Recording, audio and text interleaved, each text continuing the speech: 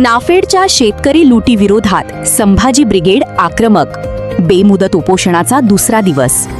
मंठा तालुक्यातील विविध नाफेड खरेदी केंद्रांवर सुरू असलेल्या शेतकरी लूट, बेकायदेशीर वसुली, हमाली व चाळणीच्या नावाखाली होत असलेल्या अन्यायाविरोधात संभाजी ब्रिगेड मंठाच्या वतीने तहसील कार्यालयासमोर सुरू करण्यात आलेल्या शेतकरी न्याय संघर्ष बेमुदत धरणे आंदोलनाचा आज दुसरा दिवस असून आंदोलन अधिक तीव्र झाले आहे.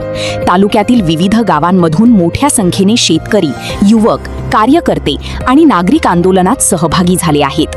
जय जवान जय किसान. शेतकऱ्यांची लूट बंद झालीच पाहिजे. नाफेड खरेदी केंद्रांवर कारवाई झालीच पाहिजे. शेतकऱ्यांना न्याय मिळालाच पाहिजे अशा घोषणांनी तहसील परिसर दणाणून गेला. संभाजी ब्रिगेडच्या वतीने यापूर्वी अनेक वेळा तहसील प्रशासनाला निवेदने देऊन नाफेड खरेदी केंद्रांवरील भ्रष्टाचार, मालाची कपात, उतारातील अपहार तसेच शेतकऱ्यांच्या आर्थिक शोषणाबाबत तक्रारी करण्यात आल्या होत्या.